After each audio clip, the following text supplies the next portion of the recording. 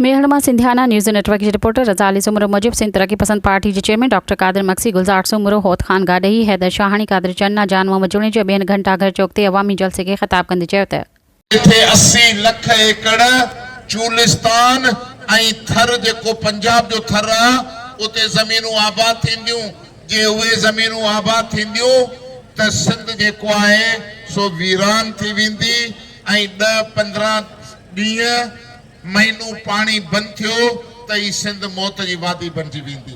तव्हां ॼाणो था त पाण वटि जर जो पानी मिठो नाहे, जजे तइदाद में नाहे, ॿाड़ो पानी आहे ऐं जेकॾहिं दरिया वहण शुरू थियो त उहो जर बि सुकी वेंदा। तव्हीं 10 चुर वठी अचो तव्हां सिंध ते केनाल कढण न ॾींदासीं, न ॾींदासीं।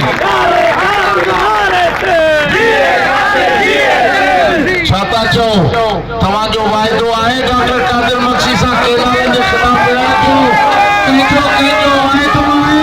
हथ मथे करे ॿुधायो जेके सिंध खे मां सम्झो था हथ मथे करे वाइदो कयो त असीं सिंध जा हिलाली पुट आहियूं। असीं सिंध लाइ विढ़ंदासीं, पंहिंजे पाणी लाइ विढ़ंदासीं, पंहिंजे बचनि खे ज़िंदा रखण लाइ विढ़ंदासीं, ॾाॾे जा कब्रिस्तान बचाइण लाइ विढ़ंदासीं। इंशाअल्लाह विढ़ंदो हलंदो कादिर मक्सी सां। मुंहिंजो रस्तो ॾुखियो अथो पोइ बि हलंदो। छा था चओ? हलंदो ॾुखे रस्ते ते हलंदो। इहे हिमतूं, इहे जुरतूं, ही पोड़ा पोड़ा माण्हू 80 सालनि जा माण्हू वाइदो कनि पिया। हे आलमे दीन अच्छी दाढ़ी वारा सफेद रीश वारा वाइदो कनि पिया, हे सिंधी टोपी वारा जवानड़ा वाइदो कनि पिया। मूंखे यकीन आहे त सिंध जीअंदी, मूंखे यकीन आहे त सिंध जीअंदी ऐं सिंधु दरिया क़यामत ताईं वहंदो। सभु तयार आहियो? हलंदो? चलो ठीकु आहे। मूंखे तव्हांजे वादे ते भरोसो आहे, छो जो मां पाण वाइदो करे न टोड़ींदो आहियां, इन करे मूंखे ख़बर त सिंधी वाइदो करे न टोड़ींदा। मां तव्हांखे हैदराबाद सॾियां थो। हैदराबाद में लखे इंसान गॾु कंदासीं। हैदराबाद जी दावत क़बूल अथो?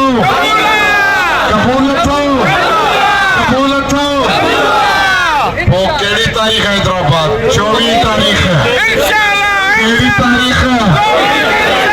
24 फरवरी हैदराबाद। हुन वधीक चयो त वफ़ाक़ी हुकूमत सिंधु मथां केनाल ठाहिण जी मंज़ूरी ॾिनी आहे जेका हरगिज़ क़बूल न कंदासीं। सिंध तरक्की पसंद पार्टी मरण घड़ीअ ताईं ग़ैर क़ानूनी ग़ैर आइनी केनाल सिंधु मथां ठाहिण न ॾींदी।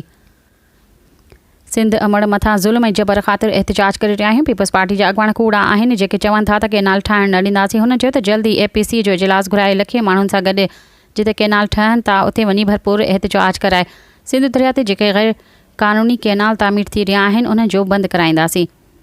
ॿिए तरफ़ जागरता मुहिम रैली राधण रोड खां थींदे बाईपास मेहड़ शहर पहुती त सवें माण्हुनि कारकुननि गुलनि जी वर्खा करे शानदार इस्तक़बाल कयो।